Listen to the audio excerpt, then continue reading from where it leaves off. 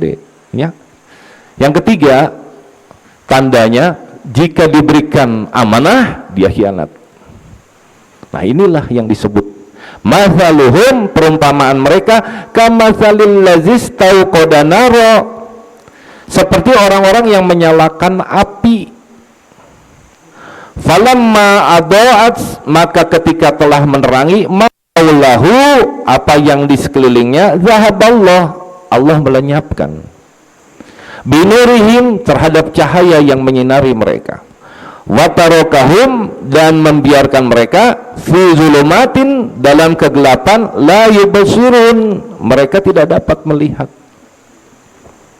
Perumpamaannya, mereka mengandalkan apa yang ada.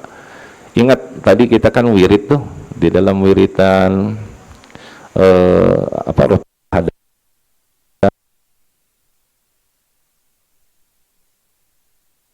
zulumatil nur walladzina kafaru awliya'uhumut taghut yukhrijunahum minan nuri ila zulumat ulaika ashabun nar hum fiha khalidun.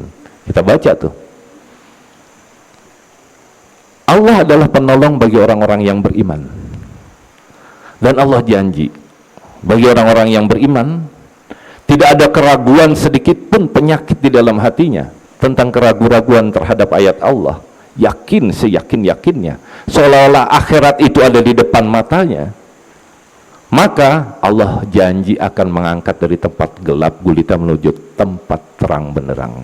Sebaliknya bagi orang-orang kafir yang menjadikan Tuhan mereka adalah tagut, nafsu-nafsu mereka, Allah akan hunjamkan dari tempat terang menuju tempat gelap gulita. Ulaika ashabun nar, mereka akan masuk ke dalam neraka, dibakar di situ. Hum fiha khalidun, dan mereka akan kekal di dalamnya. Nauzubillah. Maka peganglah Islam ini, iman ini, ya. Jangan sampai terlepas. Orang bisa maksiat kepada Allah, kita bisa minta taubat, tapi dolim sama orang, menyangkut hak-hak orang, kemarin sudah kita bahas, KD nggak boleh. Nyarekan orang, nempeleng orang dengan perkataannya, dengan harga dirinya tercerabut. Sebelum ini Ramadan Al-Buti, Syekh Ramadan Al-Buti, Syekh Muhammad Said Ramadan Al-Buti itu ulama Damaskus yang kemarin di 2013 dibom sama Amerika, mati. Dia bilang dosa yang mengenai terhadap hak-hak orang, ngomongin, gibah, fitnah, kudu minta ridhonya heula. Kalau henteu, siksanya masih aya. Jadi kalau dosa maksiat kepada Allah masih bisa pakai ayat, ayatnya itu harus digabung dengan ayat-ayat yang lain. Qul ya ibadiyallazina asrafu ala anfusihim la taqnatu min rahmatillah innallaha yaghfiru dzunuba jami'ah innahu huwal ghafurur rahim. Katakan hambaku yang menganiaya diri, jangan pernah putus asa sedikit pun dari rahmat Allah. Sesungguhnya aku mengampuni dosa-dosamu yang banyak kecuali dosa syirik, dan bisa minta tolong nih. Kalau ada orang kita pernah jahat sama orang, cari orang itu, minta ridhonya, supaya kita bebas dari siksa akhirat. Kalau enggak, masih disiksa tuh.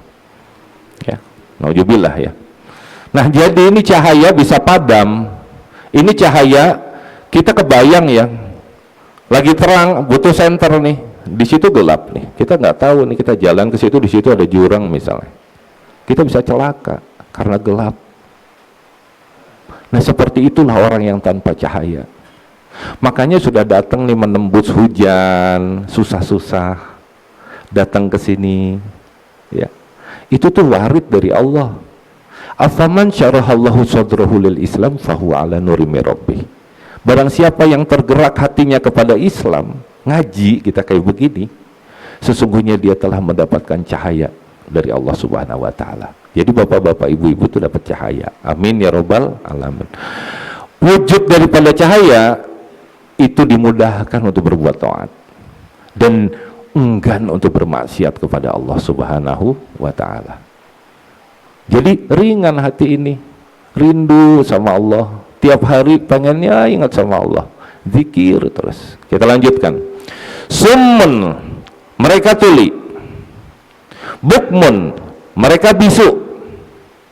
Umyun, mereka buta. Fahum la yarji'un, sehingga mereka tidak dapat kembali. Nah itu, mereka nggak bisa memakai.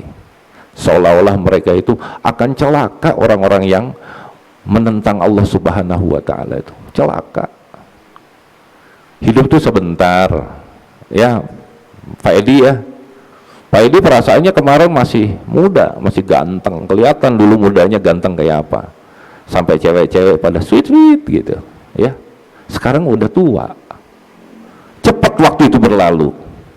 Saya perasaan dulu kemarin masih baru saja jadi orang muda, masih di Jakarta, sekarang sudah begini, udah banyak uban. Waktu itu cepat bagaikan pedang.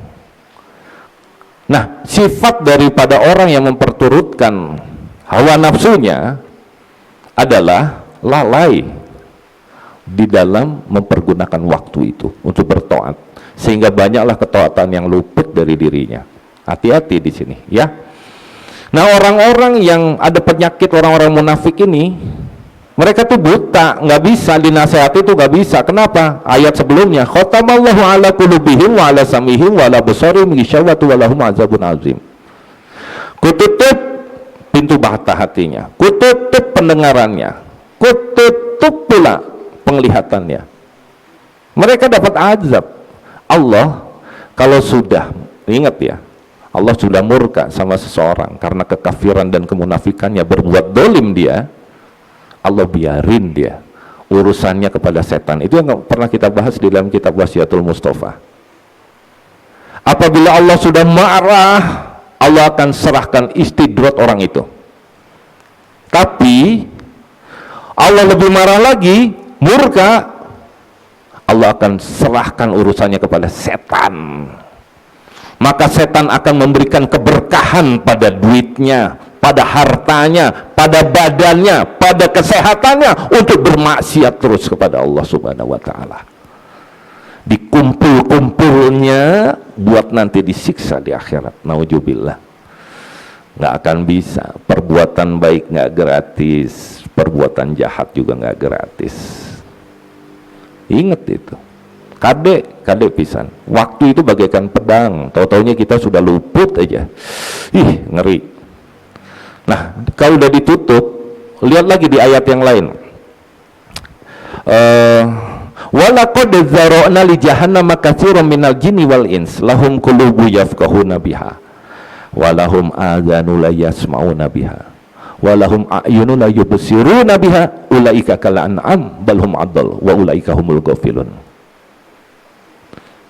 Kuciptakan neraka jahanam dengan banyak penghuninya adalah bangsa jin dan manusia. Mereka punya mata nggak melihat, mereka punya telinga nggak mendengar, mereka punya hati tidak memperhatikan. Tuh lihat, mereka itu layaknya seperti binatang ternak, bahkan lebih buruk lagi dari binatang ternak. Sekarang kita lihat tuh, banyak itu kejadian-kejadian puntennya, perzinahan di mana-mana, sudah nggak ada malu. Sekarang berhubungan kelamin, maaf ya, di kereta api udah nggak ada malu, lebih hina lagi daripada binatang. Binatang mah kambing, namanya kambing atuh, betul? Tapi nggak pernah tuh incest tuh, nggak pernah. Saya belum tuh dapat kabar ayahnya kambing memperkosa anaknya. Tapi manusia lebih gila. Nauzubillah, summa nauzubillah. Kenapa sebabnya? Itu dia tadi, tidak bisa mengendalikan diri, seperti lebih jahat dari setan. Sampai-sampai setan itu mengajukan pensiun dini. Kunaon? Karena manusia lebih jahat dari setan. Nah, kade iya teh. Jadi orang tuh bisa tuli kalau hatinya udah keras sekeras batu, sudah ada marot di dalam hatinya.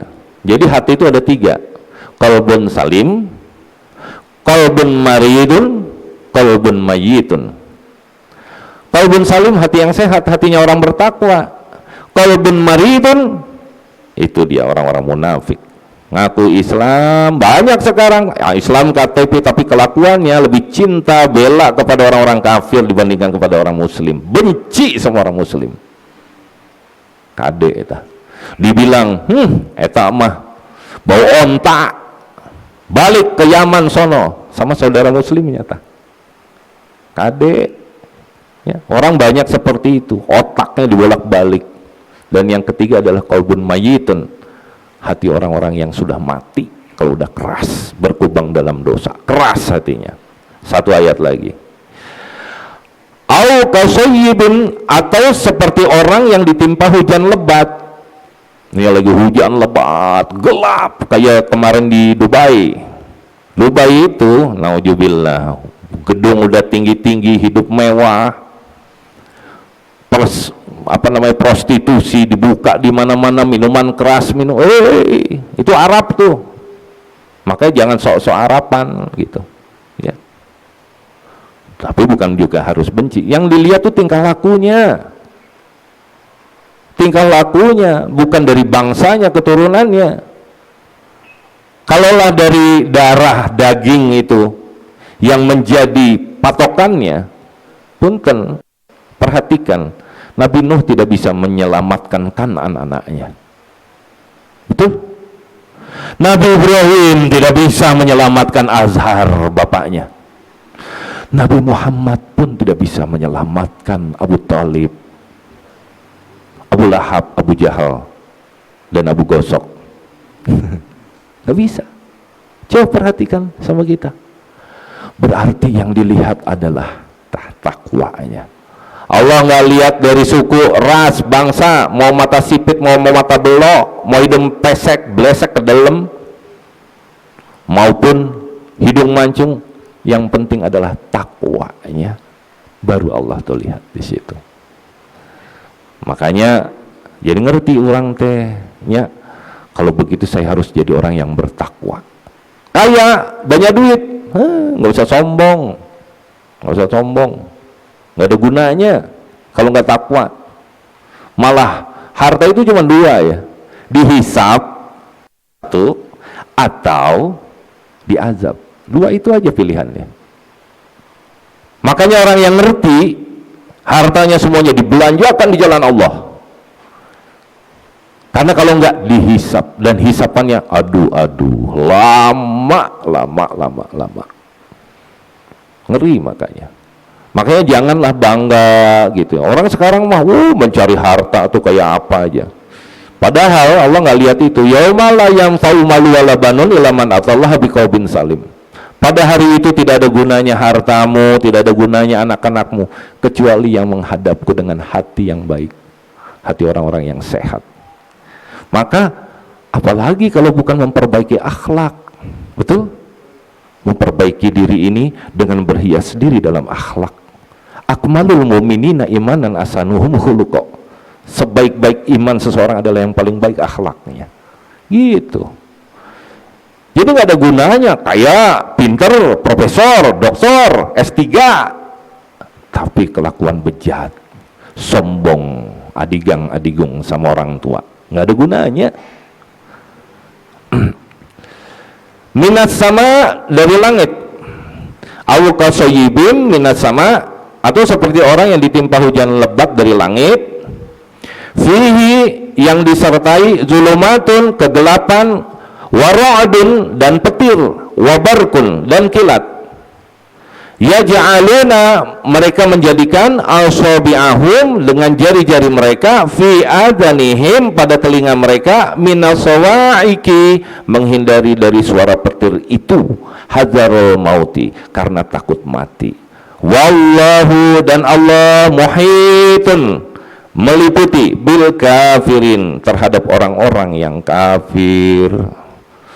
Jadi orang-orang itu cuman mengandalkan amalnya saja, begitu terang baru dia jalan, terus gelap lagi, gak bisa ngelihat apa-apa lagi, diem saking takut. Begitu ada petir begini, nggak maju-maju. Itulah orang yang biarpet itu padam, dia itu nggak mikir bahwa hidupnya itu selemah itu, masih tergantung sama Allah aja, sombongnya ke Allah minta ampun. Nauzubillah min dzalik. Alhamdulillah, kita bahas ayat 1 itu ya, 2 ayat. Alhamdulillah, shadaqallahul azim, maha benar Allah dengan segala firman-Nya. Sekarang kita masuk, buka kitab Al-Hikamnya.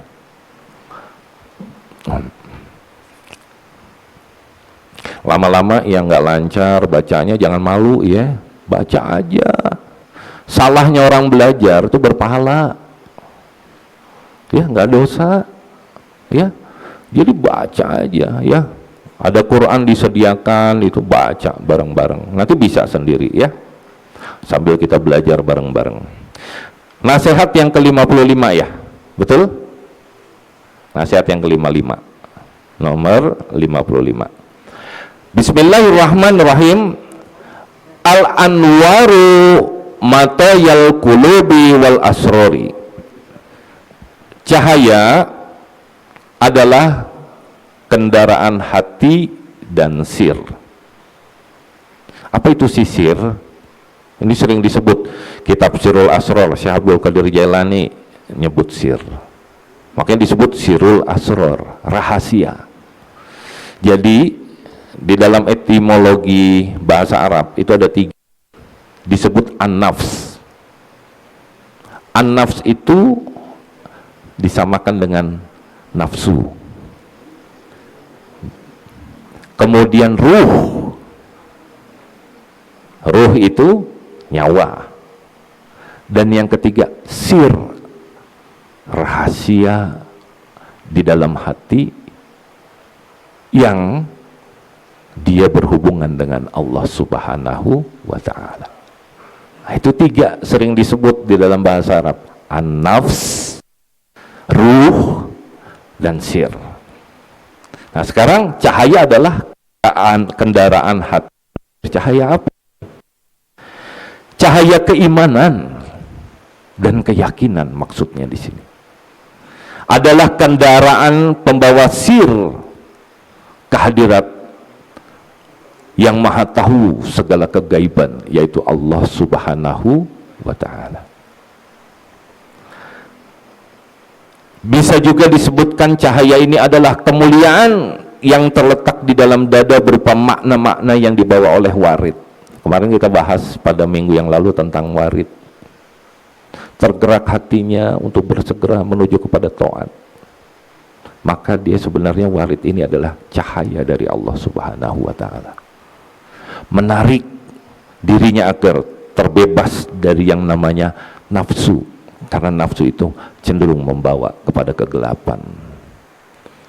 Nah, cahaya keimanan di sini akan membawa, seolah-olah cahaya ini adalah sebagai kendaraan menuju kepada kehadirat Allah Subhanahu wa ta'ala. Dan itu bisa didapat dengan zikrullah, la ilaha illallah, la ilaha illallah. Tadi ya, kita itu kaifiat tuh. Kalau di dalam tarekat Qadiriyah Naksabandiyah disebutkan oleh guru saya Muhammad Syekh Ahmad Jaihuddin, semoga Allah merahmati beliau, antara kemaluan dengan pusar, di tengah-tengahnya itu adalah pusat nafsu. Ditarik lah sampai ke ubun-ubun. Di sini ada akal. La ilaha illallah, kelatifatul qalb. 2 jari dari puting. Makanya gerakannya la ilaha illallah, la ilaha illallah, la ilaha illallah. Jangan malu-malu, itu kaifiat. Salah satu cara untuk mendekatkan dan memukulkan dorot kepada hati yang liar. Orang kalau nggak ngerti gitu, gitu ya, tertutup pintu mata hatinya karena kerasnya. Nggak boleh, harus rendah hati, tawadu untuk dapat ilmu, karena air rahmat ilmu itu turunnya kepada tempat yang lebih rendah. Makanya la ilaha illallah, la ilaha illallah, baca. Nah, itu dihantamkan ke hati. Inilah yang disebut zikir nafi isbat itu. Nafi ditafik ini dari segala sesuatu selain Allah, diikatkan, diisbatkan Allah ke dalam hati. Jadi Allah itu besar, sehingga keyakinannya di dalam hidup nggak kecil hati lagi. Menghadapi hidup yang susah remeh aja. Kenapa kamu kemarin ibumu baru ada musibah, ditinggal oleh istri, ditinggal oleh anak dalam kecelakaan, hartamu juga habis semua, kok kamu kelihatannya tenang? Ada Allah bersamaku, ringan dia. Kok bisa begitu sih? Dunia itu memang begitu. Dunia itu tempatnya masalah, dibuat remeh aja, diremehin, termasuk kejahatan orang. Pada satu hari Imam Syafi'i sedang ceramah, orang-orang mendengarkan. Wah, begitu selesai semua cium tangan sama Imam Syafi'i, termasuk ulama-ulama yang di situ diundang, dia ceramah semua. Begitu keluar, ulama ini ngomongin Imam Syafi'i itu kieu. Marah muridnya, wahai guru Imam Syafi'i, kamu itu tadi kan si bapak itu kan cium tangan, di luar tuh ngejelek-jelekin kamu. Ketawa, senyum aja dia, diremehin sama dia. Kok malah ketawa sih? Iyalah, ngapain juga saya pusing, katanya. Kenapa, katanya? Dia nggak berani kan ngejek-ngejek di depan saya. Katanya gitu, dibuat ringan aja sama dia. Nggak ada marah tuh. Isi dunia tuh begitu, jadi dibuat ringan aja, nggak dibuat pusing, nggak dibuat gelisah. Karena memang dunia tuh sudah teradon dengan masalah, bapak-bapak, ibu-ibu, kesusahan dan lain sebagainya, sehingga wajar bagi diri kita. Makanya kalau sudah ngerti gini, buat apa aku bersusah payah? Fokuskan pada diriku dengan zikir, dengan baca Quran, sehingga hati kita itu bercahaya. Maka disebut cahaya adalah kendaraan hati dan sir menuju kepada Allah Subhanahu wa ta'ala. Nah, cahaya ilahiyah yang datang ke hati seorang murid dari hadirat Allah Subhanahu wa ta'ala, dan biasanya lahir dari zikir dan riadoh. Riadoh itu olah jiwa. Ini yang nggak dipunya sama orang-orang yang belajar agamanya dengan kasar, nggak bisa. Dulu saya pernah lah, waktu mahasiswa saya ikut pengajian di mana-mana. Jadi pemikirannya itu mengedepankan akal. Kehantam abis saya sama guru saya Abi Tamrin, semoga Allah merahmatinya. Dirimu tuh harus tawadu, nggak boleh ada kesombongan sedikit pun. Karena kalau enggak, sesat kita. Apal Quran, nggak usah heran, iblis banyak yang hafal Quran. Hadis hafal, iblis juga banyak yang tahu. Maka jangan sombong dengan ilmu itu. Sok tahu manusia tuh, baru dikasih tahu sendiri udah jadi sombong, ya minta ampun. Ya, nggak boleh. Hajar itu, ya. Kemudian kita lanjutkan nasihat berikutnya. Satu lagi, yang nomor 50, genep 56. Bismillahirrahmanirrahim. Jundul qalbi. Cahaya adalah tentara hati. Tadi disebut sebagai kendaraan hati dan sir, betul ya? Sekarang disebut tentara hati, cahaya itu. An-nuru jundul qalbi. Cahaya adalah tentara hati. Kama anna zulmata jundun nafsi. Sebagaimana kegelapan adalah tentaranya nafsu. Fa idza aradallahu ayyam sur'a abdahu, apabila Allah berkehendak untuk menolong hambanya, amaddahu bijunudil anwari, Allah mengkirimi sang hamba dengan tentara-tentara cahaya. Wa ta'anhu madada zulm, wal aghyari, serta dia putuskan dari sang hamba sebaran berbagai kegelapan dan segala selainnya. Tuh, kalau Allah sudah memberikan itu. Nah, inilah cahaya tauhid yang dimaksud. Cahaya keyakinan serta kegelapan syirik dan keraguan. Itu adalah dua hal yang saling berperang. Tentara bagi kalbu dan nafsu. Dan perang di antara keduanya itu mulai dari bangun tidur sampai kita tidur lagi. Sampai kita mati akan terus berperang. Nah, sekarang permasalahannya Allah menurunkan fa'alhamaha fujuroha wa taqwaha. Allah berikan jalan fujur yang kamu pilih atau jalan takwa. Kalau jalan fujur, kamu berarti memilih kegelapan. Kalau jalan takwa, kamu pilihlah jalan takwa. Jadi terang benderang. Nah, apabila Allah hendak menolong hambanya, gimana supaya ditolong Allah? Ya ayyuhalladzina amanu tansurullaha yansurkum wa yusabbits aqdamakum. Pegang ayat ini. Wahai orang-orang yang beriman, tolonglah agama Allah, maka Allah akan menolongmu dan mengokohkan kedudukanmu. Itu udah janji Allah. Nah sekarang sholat minta ditegakkan, gimana kamu jalannya Allah mau nolong? Kamu bermaksiat kepada Allah, gimana Allah mau nolong? Kamu kasar sama manusia, berbuat dolim sama manusia, berbuat dosa sama manusia, bagaimana caranya? Kamu penyebar fitnah, gimana jalannya kamu? Mau ditolong sama Allah dengan perilaku seperti ini? Ngomongin orang hal yang biasa, ngelihat pornografi, porno aksi ada di handphone. Sekarang handphonenya juga bisa dibuka. Tah, luar biasa manusia, berbuat dosa aja. Nah ini jadi gelap hatinya. Maka kalau Allah ingin menolong, dan itu atas kehendaknya, bukan atas kehendak kita. Ingat ya, warid diberikan kepada atas kehendak Allah. Allah akan berikan qanaah kepada orang yang dikehendaki, merasa cukup dengan apa yang ada.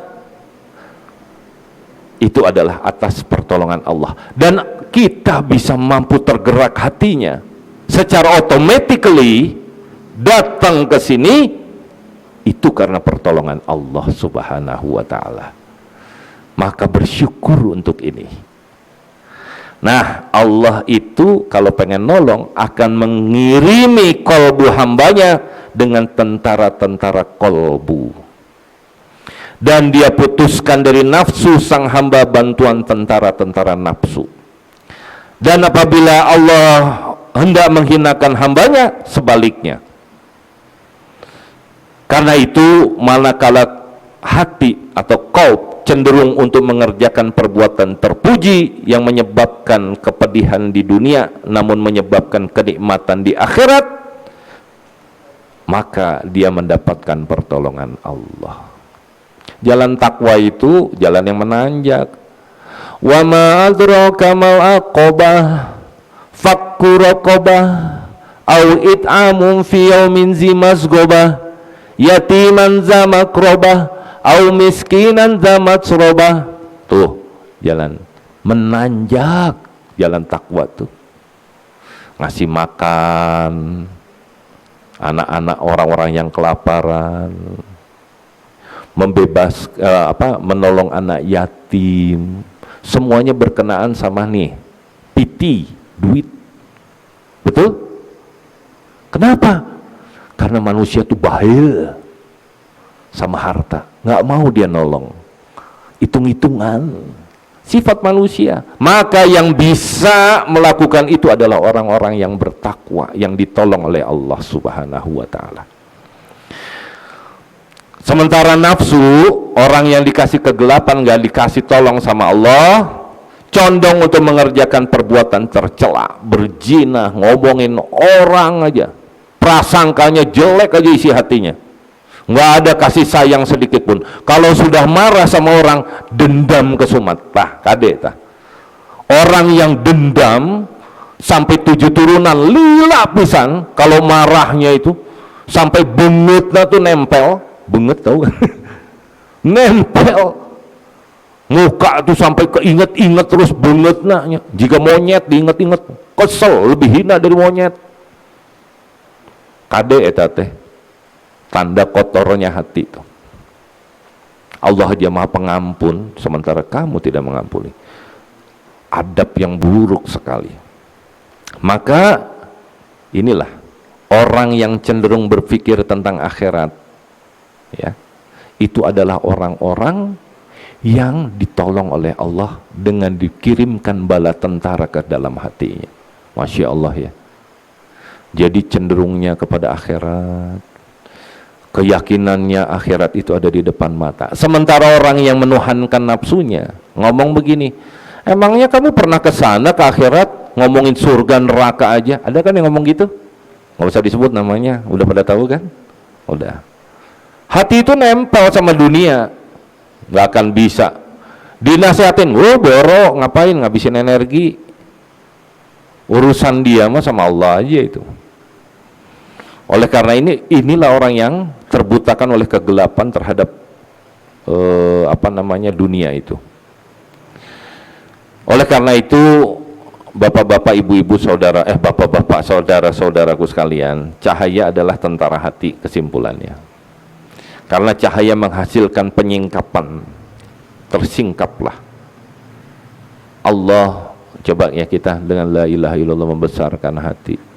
Kemudian kita penuh keyakinan terhadap Al-Quranul Karim, tidak ada sedikit pun keraguan padanya. Yakin di depan mata kita itu. Sehingga hati kita itu damai bersamanya. Maka hatinya orang bertakwa itu, apapun keadaannya, mau ada musibah maupun ada karunia nikmat, sama, yaitu bahagia. Karena baginya hatinya bersama dengan Allah. Dan kebahagiaannya dahsyat bersama Allah itu. Nggak ada kesedihan, nggak ada. Makanya bahagia nggak usah cari kemana-mana. Orang pagi pergi dari Bogor ke Jakarta, bersiliweran tuh di jalan tol, pagi-pagi dari jam 4, kadang-kadang jam 3, takut kena macet, semua pergi. Apa yang dikejar? Oh, saya mau ngejar duit banyak supaya saya bisa bahagia. Itu kan yang kamu kejar. Lupa bahwa bahagia itu adanya di sini, dalam hatimu, ketika menyadari tentang hidup. Bukan itu. Allah nggak nyuruh kamu begitu. Kamu lebay, kamu salah, gagal fokus. Coba perhatikan. Kembali kepada siklus kehidupan yang goblok. Itulah kehidupan manusia.